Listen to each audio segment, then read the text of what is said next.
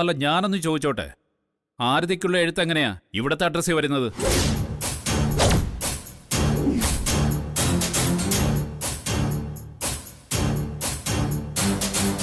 അഞ്ജലി ആരതി അപ്പോ ഇവിടെയാണോ താമസിക്കുന്നത്? എന്താ കുട്ടി ചോദിച്ച കേട്ടില്ലേ നീ? അത് ഞാൻ അത്യാവശ്യമുള്ള ലെറ്റർ ആയതുകൊണ്ട് ഇന്ന് വന്നാ ഇവിടേക്ക് കൊണ്ടുവരണമെന്ന് ഞാൻ പോസ്റ്റ്മാനോട് ഇന്നലെ പറഞ്ഞിരുന്നു. അതാ.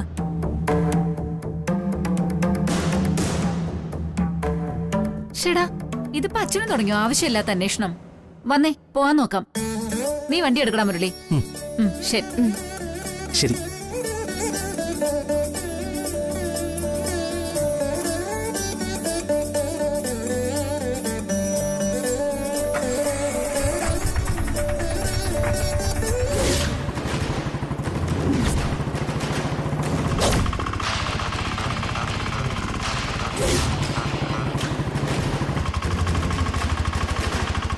അയ്യോ, ഇപ്പോഴാ എന്റെ ശ്വാസം ഒന്ന് നേരെ വീണത്. ഇടയ്ക്കെങ്ങാനും വലിയേട്ടനോ ഏട്ടത്തിയോ വന്നാ എങ്ങനെ കൈകാര്യം ചെയ്യുന്ന ഓർത്ത് ടെൻഷൻ അടിച്ച് ചത്തു ഞാൻ. അത് കാണാൻ വയ്യാന്ന് പറഞ്ഞല്ലേ പുഷ്പേട്ടൻ രാവിലെ തന്നെ മാർക്കറ്റിലേക്കെന്ന് പറഞ്ഞ് വിട്ടുപോയി കളഞ്ഞത്. എന്തായാലും കുഴപ്പമില്ലാതെ ഒരു വലിയ പ്രശ്നം തീർന്നു കിട്ടി. അത് തന്നെ വലിയ ഭാഗ്യം.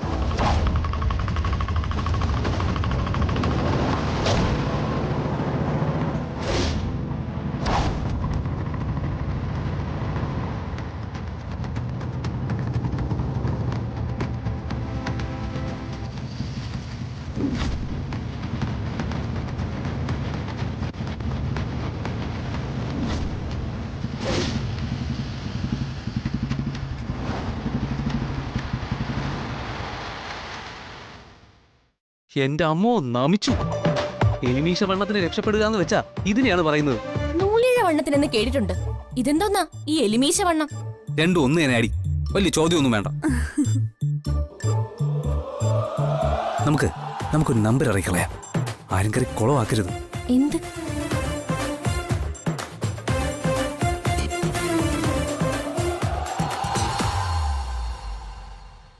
എന്താ എല്ലാരും മുറ്റത്തേക്കുന്നേ? ഞങ്ങളെ കാത്തുനിന്നൊന്നും അല്ലല്ലോ അല്ലേ?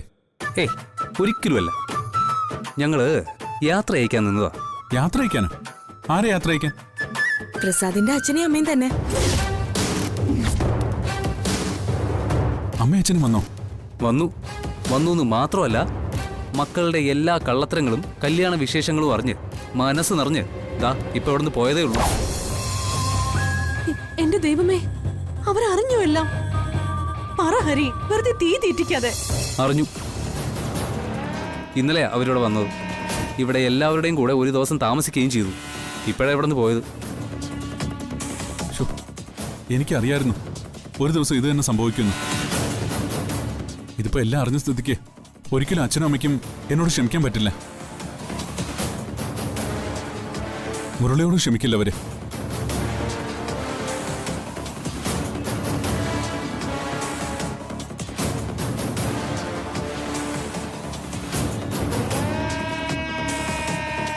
ഇതിപ്പോ ഈ കുടുംബം തകരുമെന്ന് തീർച്ചയാ.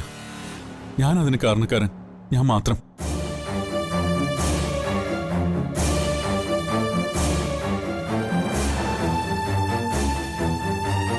വലിയേട്ടാ, ഇനിയിപ്പോ ഞാനൊരു സത്യം പറയട്ടെ. എന്താ?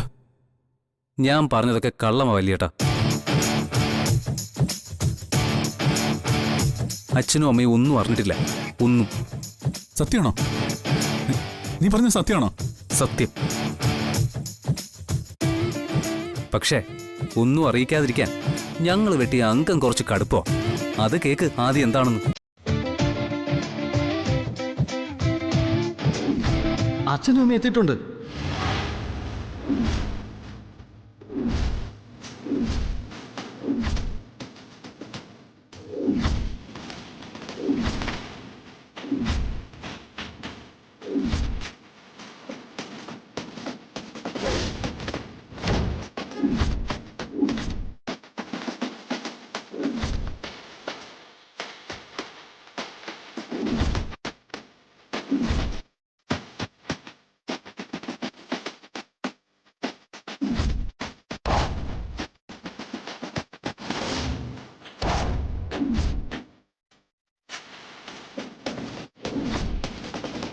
ഓ എന്റെ ഭഗവാനെ, നീ തന്നെ കാത്തു എല്ലാരെ.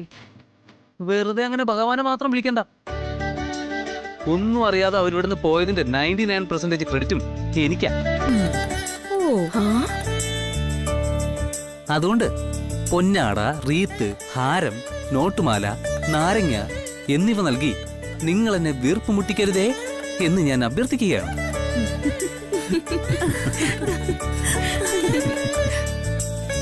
ആ, ഈ പറഞ്ഞതൊന്നും ഇവിടെ ഇല്ല. വേണമെങ്കിൽ ഐസിട്ട് നല്ല തണ്ണിമത്തൻ ജ്യൂസ് അടിച്ചു തരാം. വാ ഇങ്ങോട്ട്. ജ്യൂസോ? ദാ വന്നു. നടക്കങ്ങോട്ട്.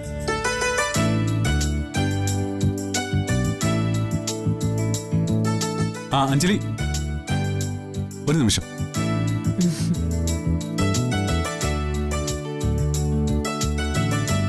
പോരാ നേരം നമുക്ക് നമ്മുടെ ഫീസ് കിട്ടിയ കാര്യം പറഞ്ഞിരുന്നില്ലേ?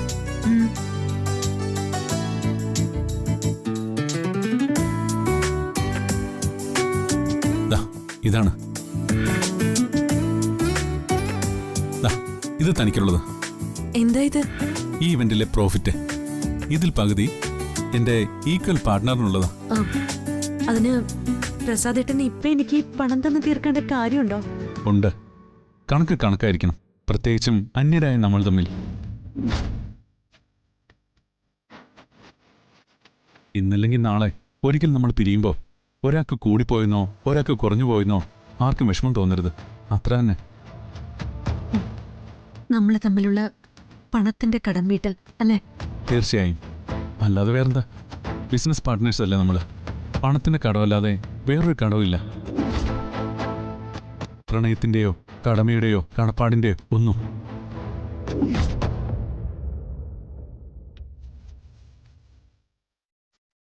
എന്താ, ശരിയല്ലേ? അപ്പൊ എല്ലാം പറഞ്ഞ പോലെ ഇത് വാങ്ങ.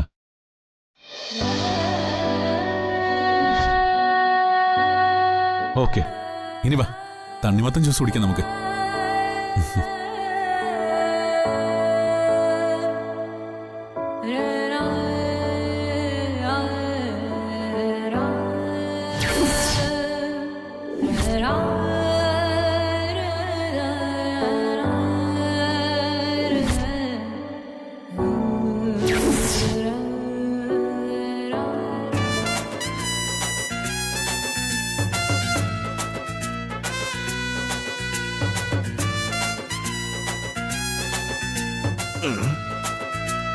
വില കൂടിയത് നല്ലതൊക്കെ അങ്ങേരെ എന്നെ സ്വയം വലിക്കും. എനിക്കല്ല, തീർത്തുകിയ വീടിയ കിട്ടിയാലായി.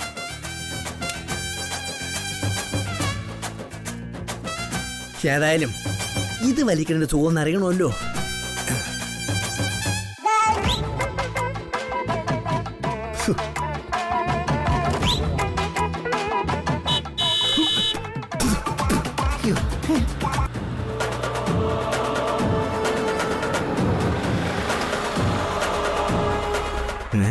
ഇതാരാണാവോ ഈ നേരം കെട്ട നേരത്തെ കൊണ്ട് കെട്ടിയെടുക്കുന്നത്?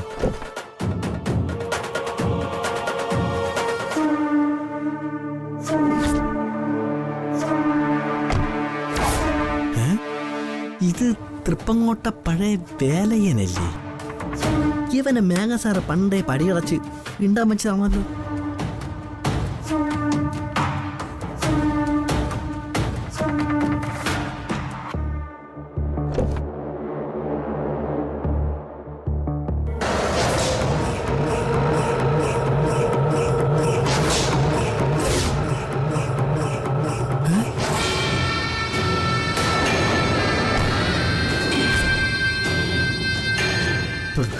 എന്റെ അമ്മോ, ഭവാനിയമ്മ തിരിച്ചു വന്നു.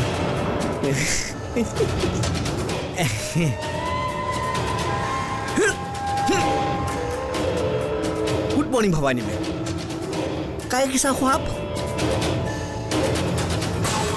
സോറി, അറിയാതെ പട്ടാള ഹിന്ദിക്ക് അറിയുന്നത് ഇനി ആവർത്തിക്കില്ല.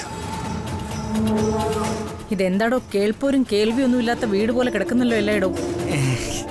ഇവിടെ ആൾതാമസമൊന്നും ഇല്ലേ? അത് പിന്നെ ഇവിടെ മേഘ സാറ് ഞാനുമല്ലേ ഉള്ളൂ. വല്ലപ്പോഴും ജോലിക്കാരികളൊന്നും ഒന്ന് തല കാണിച്ചിട്ടങ്ങ് പോവും.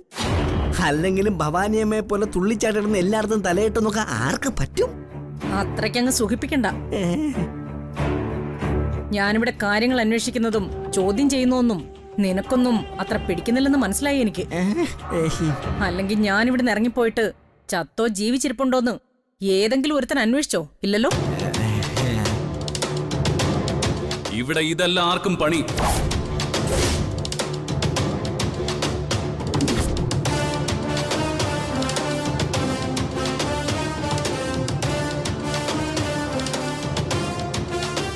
ചോദിക്കാതെയും പറയാതെയും ഇറങ്ങിപ്പോകുന്നവരുടെ പിന്നാലെ ചൂട്ടുകറ്റയും വീശി പോകലല്ല നമ്മുടെ ജോലിയെന്ന് പറഞ്ഞു കൊടുക്കണം മണിച്ച.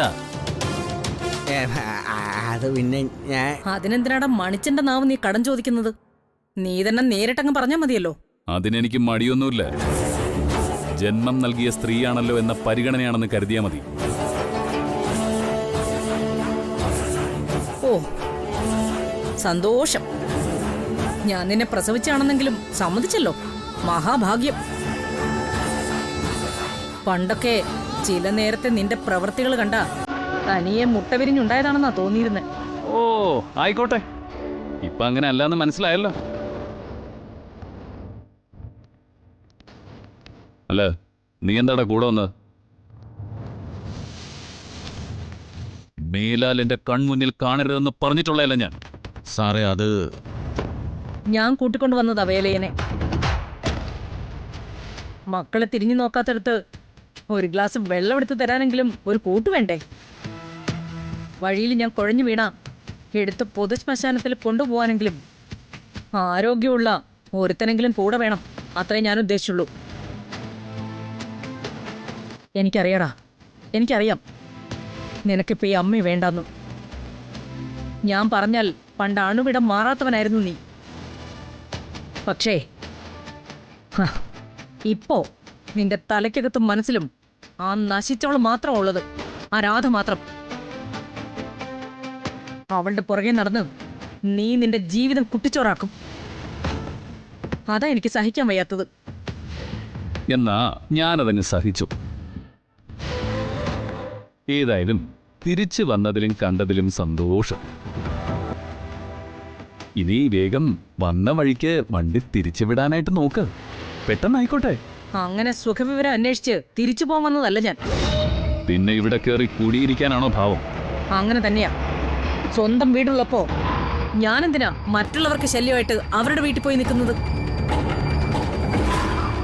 ഞാൻ ഇന്നു മുതൽ വീണ്ടും ഇവിടെ തന്നെ കാണും, അത് തീർച്ചയാ. അമ്മയെ ഒഴിവാക്കി ആരും ഒരുപാടങ്ങ് സന്തോഷിക്കേണ്ടെന്നും എന്തും ചെയ്തു കൂട്ടാന്ന് വിചാരിക്കണ്ടെന്നും ചുരുക്കം. ഭീഷണിയുടെ സ്വരമൊന്നും വേണ്ട. ഒഴിവാക്കണമെന്ന് മേഘൻ മനസ്സിൽ വിചാരിച്ചിട്ടുണ്ടെങ്കിൽ ഒഴിവാക്കിയിരിക്കും. തൽക്കാലം ഞാനത് ചെയ്യുന്നില്ല.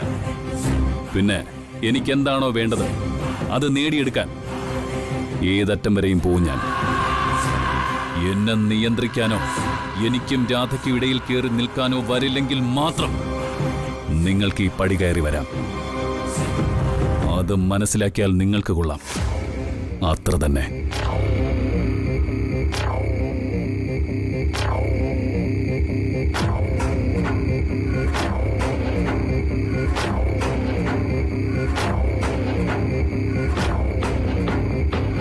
നടക്കില്ല മേഘനാഥ, സമ്മതിക്കില്ല ഞാൻ. ഒരു പെണ്ണിന്റെ അടിമയായി ഭ്രാന്ത് പിടിച്ച് നടക്കാനല്ല നിന്നെ ഞാൻ വളർത്തിയത്. അതുകൊണ്ട് തന്നെയായി ഈ മടങ്ങി വരവ്. രാധയെ ഇല്ലാതാക്കാൻ എന്നേക്കുമായി.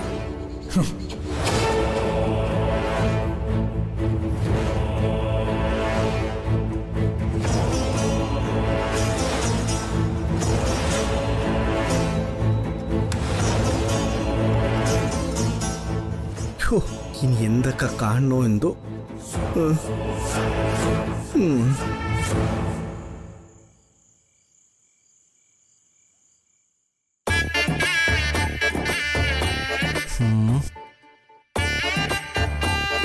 ഇത്രയും നേരമായിട്ടും ആരാ ലെറ്റർ എഴുതിയെന്ന് പറയാൻ വയ്യെങ്കിൽ അതിലെന്തോ കുഴപ്പമുണ്ട്. ഇനിയിപ്പോ ആരെങ്കിലും ഇവിടെ പ്രേമിക്കുന്നുണ്ടോ എന്ന് സംശയിച്ചേ പറ്റൂ. ഈശ്വര, ഇനി അതായിരിക്കോ ഇത്രയും നാളും ആരതി എന്നോട് അടുക്കാത്തതും ഭർത്താവായി അംഗീകരിക്കാത്തതും?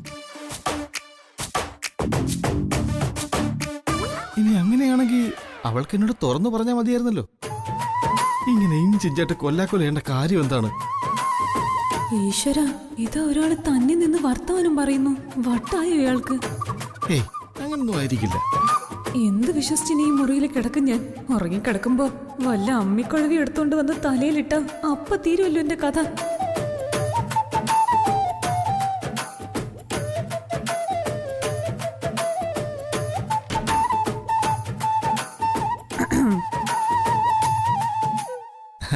നീ എന്താ ഇത്ര താമസിച്ചത്? എന്താടി ചോദിച്ചത് കേട്ടില്ലേ? എന്നോടാണോ? പിന്നല്ലാതെ, നീ മാത്രമല്ലേ ഉള്ളൂ ഈ മുറിയില്. അപ്പൊ നിങ്ങളില്ലേ? ഞാൻ വന്നപ്പോ തനിയെ നിന്ന് വർത്താനം പറയുന്നുണ്ടായിരുന്നല്ലോ. അതിന്റെ ബാക്കിയായിട്ട് ഇനി സ്വയം ചോദ്യം ചോദിച്ച് സ്വയം ഉത്തരം പറയുവാണോന്ന് എനിക്കറിയില്ലല്ലോ. അതാ ഞാൻ മിണ്ടാതിരുന്നേ. താമസിച്ച് എന്താണെന്ന് നിന്നോട് തന്നെയാ ഞാൻ ചോദിച്ചത്. ഞാനിവിടെ എത്ര നേരമായിട്ട് നിനക്ക് വേണ്ടി വെയിറ്റ് ചെയ്യണമെന്ന് അറിയോ നിനക്ക്? അയ്യോ, അടിയനെ അറിഞ്ഞില്ല മഹാരാജാവ് കാത്തു നിന്ന കാര്യം.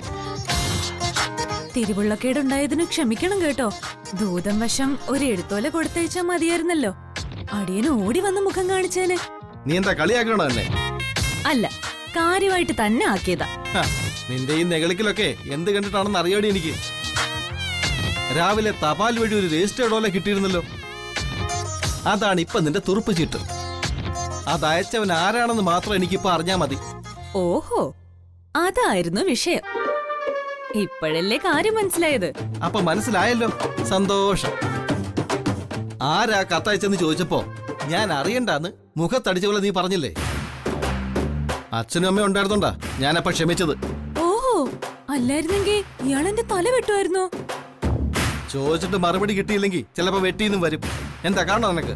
എങ്കിലേ അതാദ്യം നടക്കട്ടെ. ഇപ്പോഴും പറയാനേ എനിക്ക് സൗകര്യമില്ല.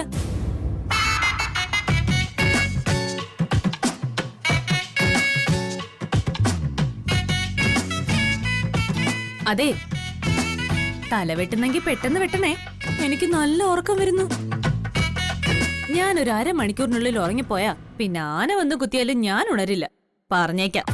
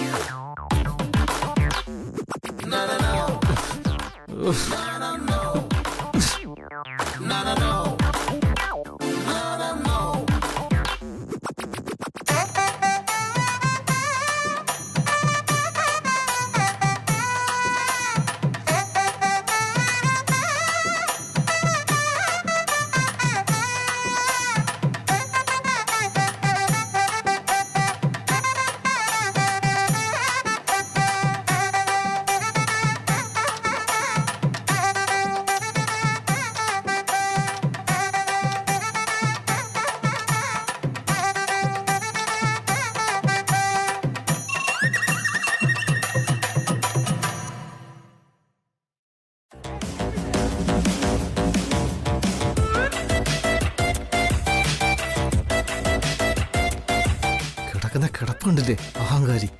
ഒറ്റ ചവിട്ട് കൊടുത്ത 4-ാം ദിവസം എണീക്കൂ. ശവം.